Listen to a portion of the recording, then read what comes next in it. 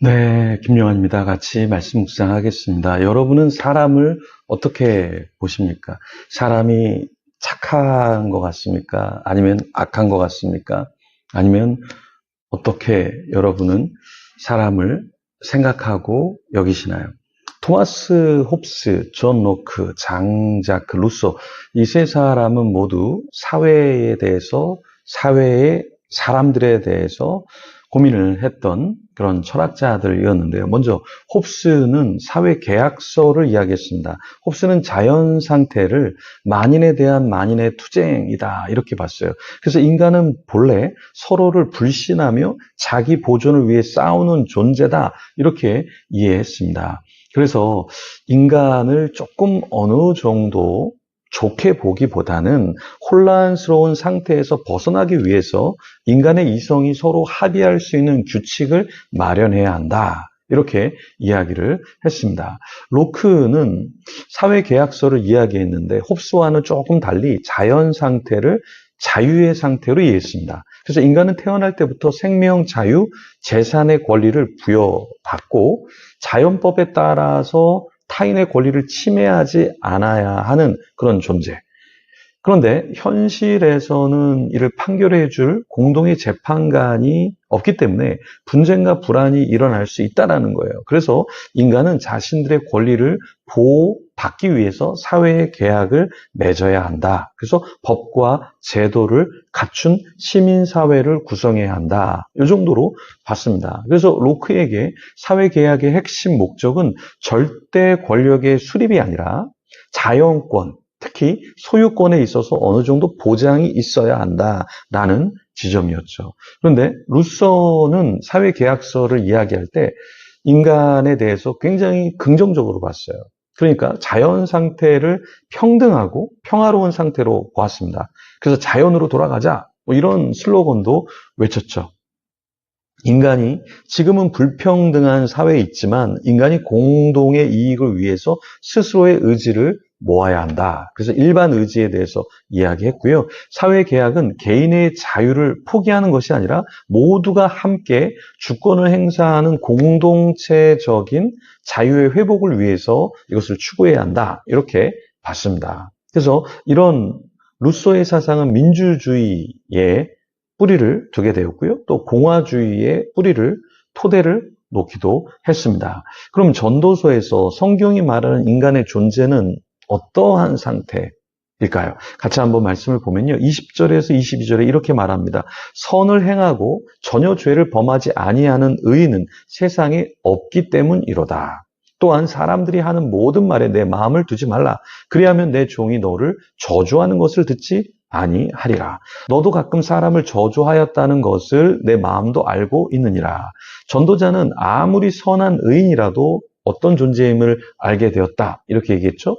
선을 행하고 전혀 죄를 범하지 아니하는 의인은 세상에 없다. 그러니까 앞에서는 의인인 것 같아도 그 뒤를 보면 의인이 아닐 수 있다라는 거예요. 그래서 우리가 표면만 보고 사람을 파악하고 또 판단해서는 안 된다. 그렇죠? 그 뒤 이면에 있는 것까지 볼 수 있어야 하죠. 그래서 저는 사람들을 잘 못 봅니다. 이렇게 제가 이야기하고 실제로 잘 못 봅니다. 그래서 좋은 점은 사람을 너무 빨리 판단하고 저 사람은 악한 존재야. 저 사람은 선인이야. 이렇게 하지 않고 그냥 사귀다가 조금 손해는 볼 수 있어도 그게 나쁜 것이 아니다. 이렇게 볼 수 있겠죠. 나 자신은 어떤 선한 일을 하려고 하고 있습니까? 네. 전도자는 인간이 그렇게 선하지 않다 하지만 우리가 그냥 선하지 않으니까 악으로 가는 것을 원하는 것은 아니죠. 그렇죠? 근데 우리가 또 기억해야 할 것은 뭐냐면 우리가 선을 행하지만 때로 내 주변에 있는 사람은 나를 욕할 수도 있고 불만족할 수도 있어요. 근데 그것을 마음에 두지 말라는 거예요. 왜냐하면 그걸 자꾸 들으려고 하면 종이 저주하는 말을 주인이 들어요. 그러면 주인이 그 저주하는 말을 듣고 아이고 얼마나 마음이 상했겠어요. 내가 얘한테 먹을 것도 주고 입힐 것도 주고 얘를 위해서 내가 축하도 해주고 막 돌봐주고 했는데 아니 주인이 나를 저주해. 당장 이 노예를, 이 종을 내가 가만두지 않을 거야. 그럼 어떻게 됩니까? 집안이 풍지박산이 나고 자기도 저주받은 삶이 되겠죠. 그래서 전도자는 오히려 우리가 어떻게 지혜롭냐? 너무 많이 들으려고 하지 마라. 칭찬을 너무 많이 들으려고 해도 또 문제가 될 수 있고요. 저주를 많이, 누가 나한테 저주를 쏟고 있어 라고 해서 레이더망을 다 켜도 피곤할 수 있다라는 것입니다. 네. 전도자는 23절에서 이렇게 얘기하죠. 내가 이 모든 것을 지혜로 시험하며 스스로 이르기를 내가 지혜자가 되리라 하였으나 지혜가 나를 멀리 하였도다. 24절에 이미 있는 것은 멀고 또 깊고 깊도다. 누가 능히 통달하랴. 지혜자는 그래서 자기가 조금 더 세상 사람들보다 지혜자가 돼서 시험에도 안 빠지고 행복한 삶을 살고 싶었지만 지혜가 나를 멀리한다라는 것을 알게 됐어요. 배우면 배울수록 더 모른다라는 것을 알죠.